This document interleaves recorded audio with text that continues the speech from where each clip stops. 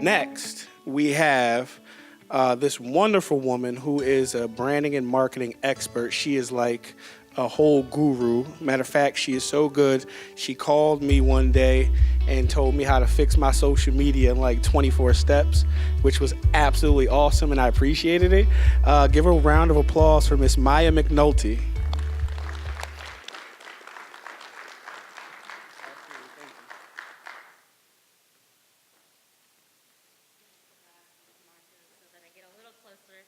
And just give me one moment, please. All right, how's everybody doing tonight? Yeah, Trent, thank you.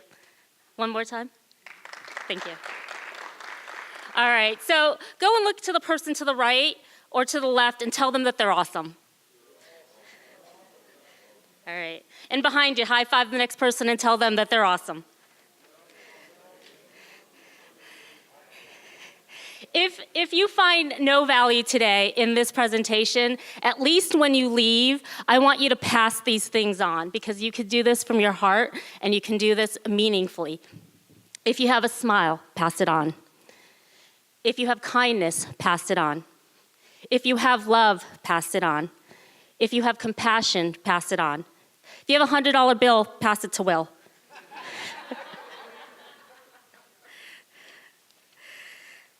All right, so my presentation today is going to be on storytelling, mentorship, and also volunteerism. I've used these 3 platforms to elevate my business. I do social media management and branding for small businesses and nonprofits. I've been doing that for 7 years now, and prior to that, when I graduated high school, I moved off to Boston and I went to school and I studied fashion. Fashion merchandising and design. I had an opportunity to study in London, Paris, and Rome, and I honestly thought I would be designing wedding dresses on cruise ships so I could travel the world, and I'm in Schenectady. No, it isn't, but when I graduated, I worked for State Farm in Curry Road in Rotterdam. And after 18 months, I got fired from that job. I actually was doing so much work so fast that I was outperforming the other person that was behind me. She got upset and started to keep journals of my time tracker. And actually, I got fired even though I was making like a ton of commission and making the branch really successful. So a year later, I was on unemployment and I wrote my business plan when I was on unemployment, and I opened a dress shop called Village Boutique, and it was in Glenville on the corner of Swaggertown and Route 50. It was an 800 square foot store, and after that, we outgrew the space because I had so many customers that I moved to another location next to Hannaford on Route 50, and then I saw these women, they were coming in, and they wanted to always be shopping and buying dresses, so I was like, what are you guys doing? They're like, oh, well, we work out at Curves for women. And I'm like, well, what is Curves? And so I started to learn what it was, and it was a no-brainer. I had owned a building in Schenectady, so I said, you know what, I'm gonna buy one. So I bought Albany and Schenectady in 2002. Well, in 2002 to 2006, it was a phenomenal time. Curves, has anyone ever been to a Curves for women? Chain stations now? All right, that was in my head for years. So, but in 2009, 10, and 11, I actually almost went bankrupt and financially devastated myself. Newborn, this beautiful home, family, and my life just changed. And so 7 years ago, I reinvented myself and started Up the Biz, marketing and advertising for businesses. Yep, so this room, in 2012, I fast-tracked you guys, right? In 2012, I was also hosting a television show called Scene TV, Schenectady Cable Entertainment News and Events. And Stakeholders, which is the largest volunteer organization, asked me to be the keynote for that event. Well, I've never keynoted before. And I'm like, okay, well, as Sir Richard Bronson would say yes and then figure it out afterwards. So that was what I was gonna do, say yes and then figure it out afterwards. Well, I came into this room, and back here where all the awardees were lined up, and you've got got the big screen here. I'm looking into the sea of people, and I see the Golubs, and I see KeyBank, and I see like all these C-level core people, and then there's me that like my heart was racing, my palms were sweaty, I dropped my cue cards. I was a mess. It was the worst keynote of my life, and I swore I'd never public speak again. But here I am. So how did I get here? Well, what happened was after that particular night, I decided that how I was going to become better at that fear. I wanted to start something that my voice would start to be documented and that people would start to find me as an attractive character. So what I did was I created the Up the Biz Lunch and Networking Group.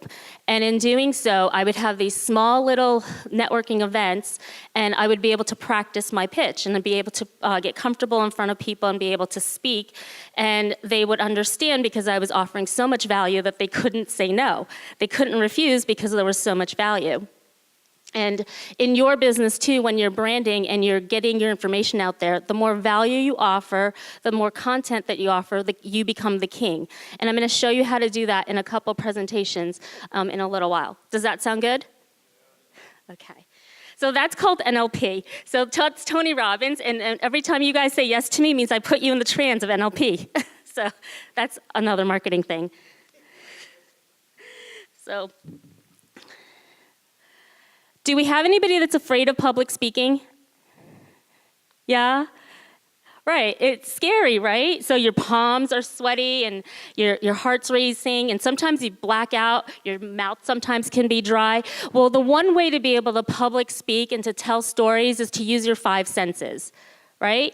So I explained to you the way I looked out and I saw the sea of people, the way my heart was racing, my palms were sweaty. I dropped, you visualized yourself being there, correct?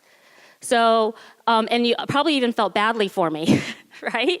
So one of the ways that you can public speak and be able to storytell, whether you're doing like a Facebook Live or a podcast or a presentation, is through storytelling, but you do it using your 5 senses. Do you understand that? Okay, good. NLP. So places that you can storytell. And here's the thing, why do you want to storytell?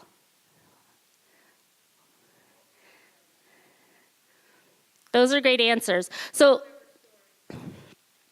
people do remember stories, but one of the reasons why you're going to be able to storytell, and the sooner that you storytell, the better, is because you're documenting your journey. We just heard your journey, right? So everyone has a story and everyone has a journey, and so that goes to things that you're going to sell as well. So I might want to sell like this clipboard or something, right? I'm telling you, listen, I'm a visual learner. Are you guys a visual learner? So I'm bringing you on the journey because that's how I learn, and that's probably how you learn too. So I'm bringing you on, so we're documenting the journey. So this being recorded is being a document of the journey of 518 Talks. So we're documenting the journey. One of the things that I saw on Facebook was the Cocoa House. William asked for toys for the kids, and I have a bag of toys, so I'd like to present that with you.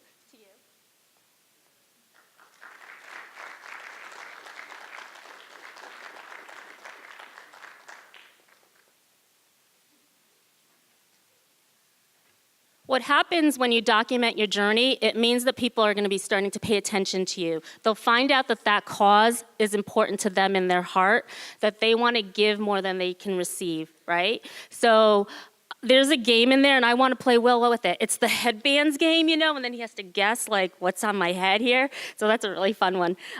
Okay, I'm a nerd, okay? So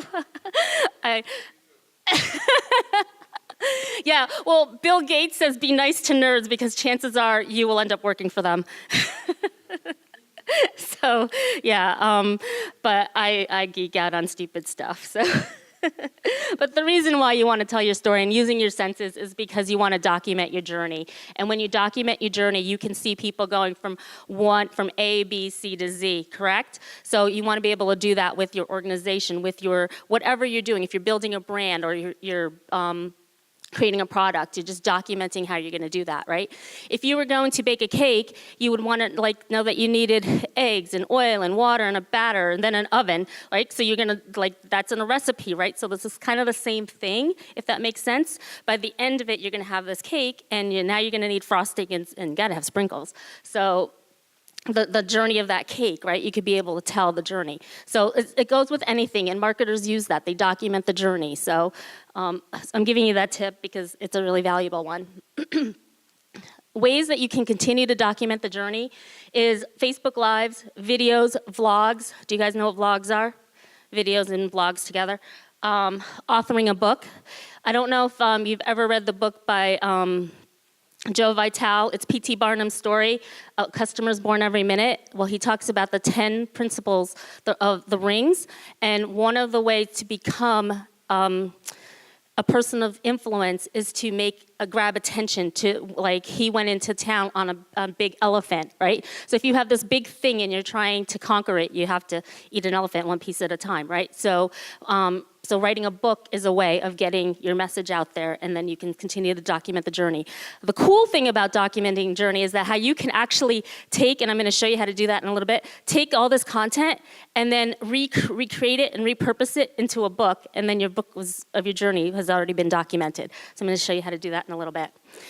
Also with a Facebook group, like a private group. So we're not sure what Zuckerberg will do. Chances are he'll kill small businesses with social media, with your personal pages. So Facebook group is a great place. Creating units so that you can have your fans in there and you continue to keep them interested in your product and the things that you're doing. So and in your Facebook groups too, you can also charge for the units. So if you have documented your journey and then you put them in your Facebook group, chances are, I've told my story a million times, but this is the first time you guys have heard my story, right? So only you are the one that's gonna get sick and tired of hearing your story over and over again, but everyone else might not. They might get inspired by that story. You might change that one person's life. So documenting the journey, doing a book, even sending it to Facebook Live, learning ways to optimize, because Up the Biz, that's what we do. We teach you how to optimize your business and be able to brand it for kind of free, because these are all platforms that you could use for free.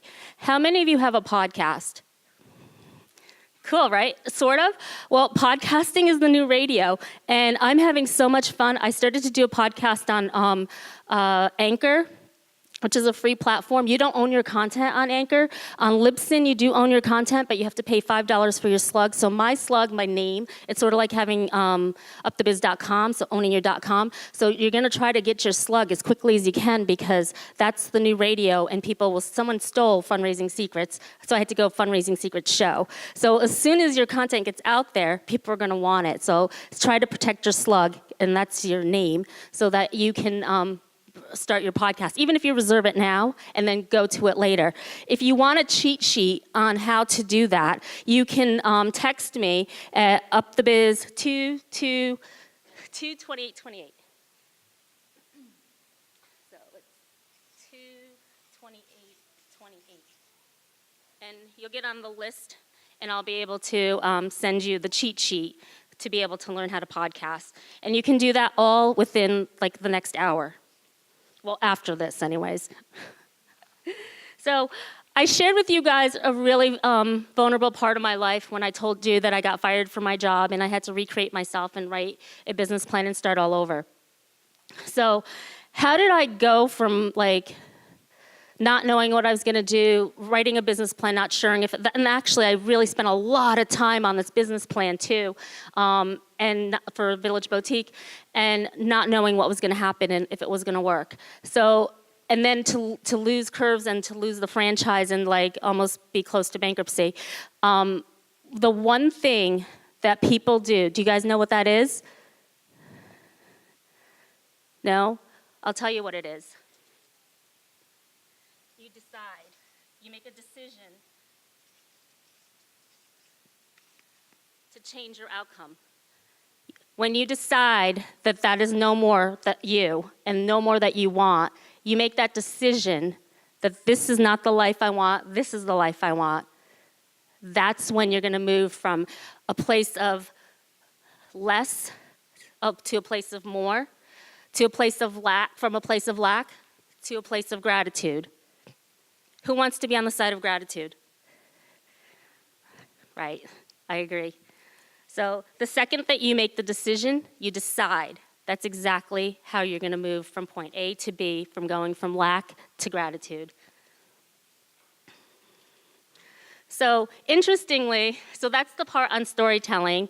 I'm actually a really introverted person. You would never really know that because everybody's like, oh, you have the biggest smile, or you're so approachable, but I'm actually really introverted. Just social media and having a company that is in advertising, I have to be loud. So whoever creates the most content is king, and I want to be the queen. So I tried to create more content than anyone else out there. So that's the section that I'd like to share with you. And there is more for storytelling, but I'm only limited to 15 minutes, and I'll probably go 20. But that's the section on storytelling. Was that good? Did you guys enjoy that? Yeah, cool. All right, so mentorship. How do you find the right mentor? Does anyone have a mentor? Right, there's great value in mentorship, right? So for me, for years, after having all those ups and downs in businesses, and I actually owned a franchise, and so I thought I was buying the blueprint of mentorship, right? I should be able to call the accountant firm or the department. I should be able to call the HR department. I should be able to call the franchise fee department and get that mentorship that I need, right, to how to improve my membership or how to improve my business skills. But it wasn't there, right? I had all these disbeliefs and all these false things that happened. So what I started to do was I started to ask people to be my mentor. And what happened was basically end up being like just exhausting because what they were teaching me and what I wanted to learn wasn't aligned with where I wanted to be and go. So I was wasting my time asking people and I was wasting their time. So decide where you want to go and who you want to be mentored with. And I'm going to tell you the site that you can go to find that mentor as well. But for me, honestly, I didn't have the professional growth or even the leadership skills until I hired a mentor, until I started to pay. And you know what? When you pay attention, right? So most people want mentorship for free, or they say, oh, that's my mentor. But if you have no skin in the game, you really aren't taking it seriously. You're like a part-time entrepreneur or a seeker entrepreneur, or even that promoter level. You're just not there fully committed. But until you start paying, you'll see this graph of growth. And that's how, for me, this past year has been phenomenal. And I just can't, I'm not going to reveal what I made, but it's pretty nice. So, so from going from where I was, and then just an idea, it's pretty exciting, and I'm so thrilled and proud. And one of the projects too, if you on Hamilton Hill, that big building that went up on the corner of Stanley and Craig Street, well, my company did all the tile work there, and so that elevated me quite a bit. And then also the Electric City apartment, all the tile work there, my company is also doing that. So if you just take those two major projects, it's you can kind of figure out what happened. So it's been phenomenal. But the reason is because I gave more than I received. I asked for the mentorship, I reached out, and I also paid, because when I started to pay, I paid attention. So I hope you found value in that. Does that make sense? All right. So another way that you can find mentorship is on Facebook, there's group masterminds, but you could create your own mastermind. Now, today's Tuesday. Every 2 weeks, I travel to New Jersey to go see a mastermind there. My mastermind coach, he makes $150 million a year. It's Kearney Care Products, and he's my mentor in New Jersey. I go there every week, 2 weeks, or every 2 weeks to go be mentored by him and a group of us, too. But the reason why is because those who pay attention. I put some skin in the game, I put the work in, and I know that how the result that I want, if I don't put that in, I'm not going to receive. So, and then I want to be able to give it back to my community and the place that I live. So those who pay attention. Some of my coaches that I've had hired, I don't know if you know Russell Brunson. He's the founder of ClickFunnels. He's my coach. He's my mentor. So I was just in Phoenix with him a few weeks ago, and he did a thing called Traffic Secrets, which is a new way of finding traffic to grow your business. And he did a 3-day training with 600 of us. So it was kind of cool. And then we all had lunch and dinner and all that kind of stuff. So it was kind of cool. Now, how many of you own your own businesses? All right, so sometimes what happens is I business coach clients, and what happens is sometimes they're like, well, I'm in this market, and I'm in this market, and I'm in this market. Well, guess what? You can't be in all the markets. There's only 3 markets. Do you guys know what they are?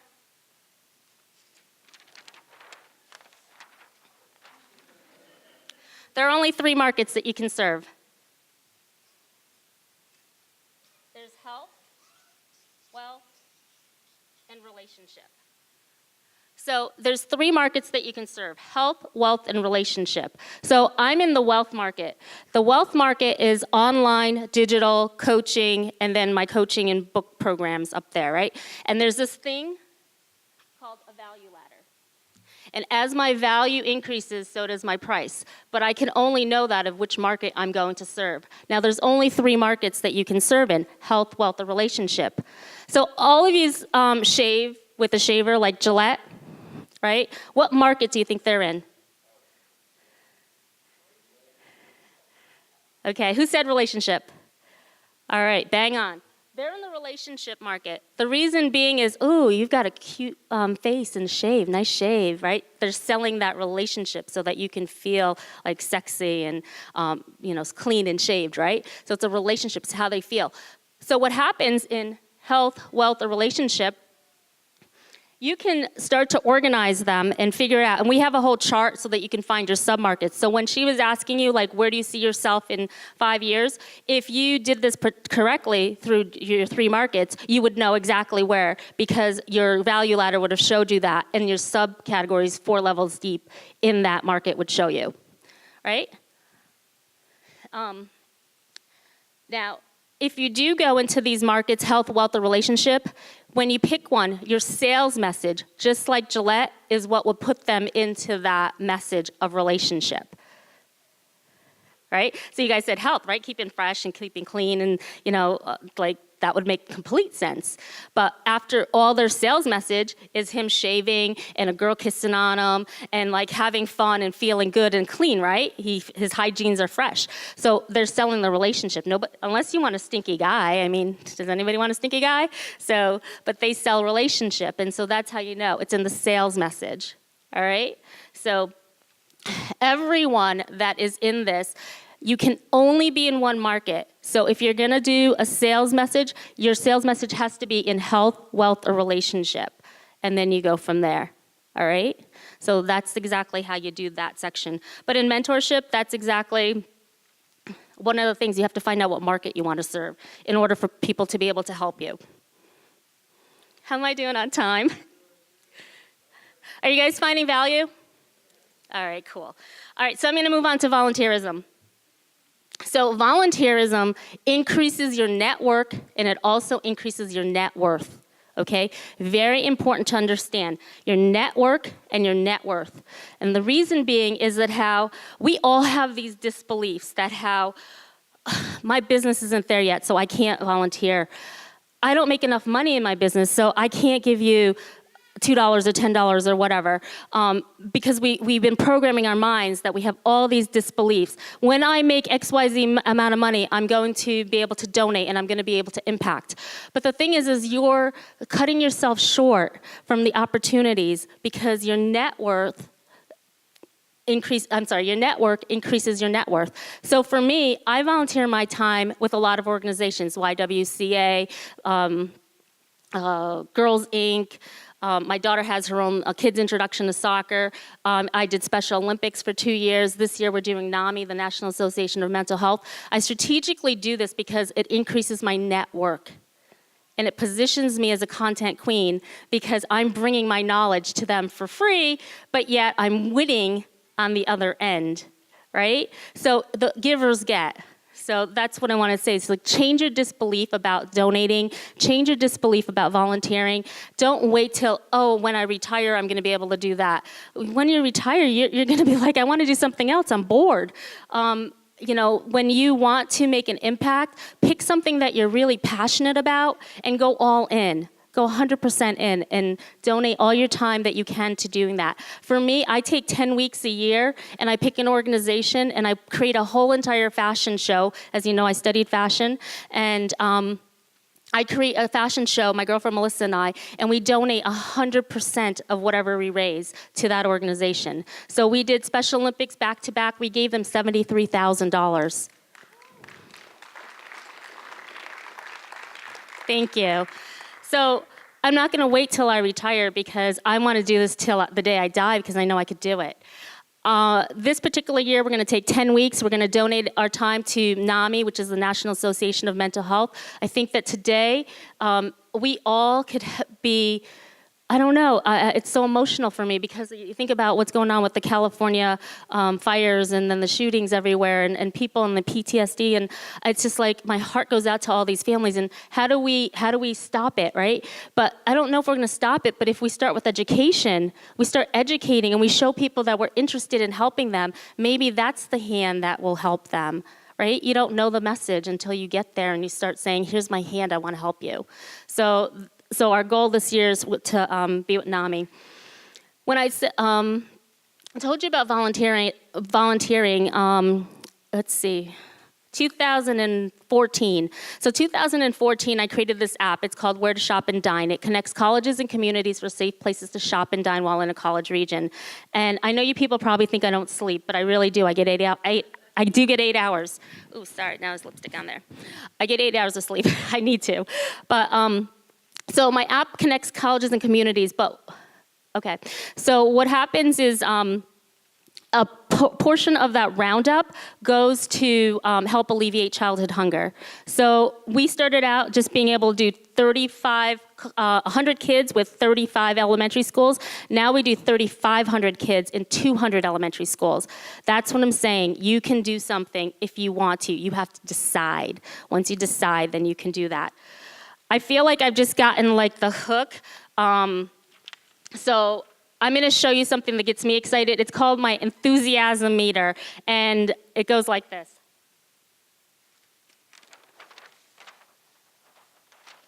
So this is the meter,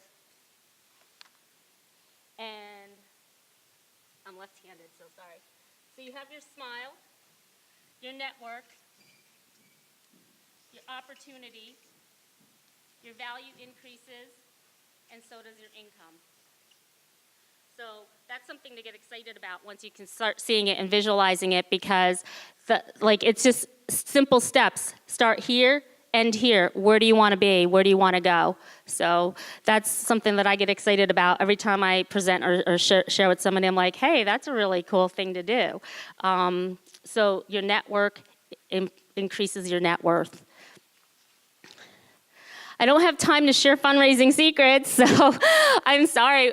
You guys, you did send me a text at 2:28:28, and I'm after you guys can share. I knew my presentation was long. I just didn't know how to cut it because I'm a jibber jabber, but I'm really introverted. So, so thank you so much.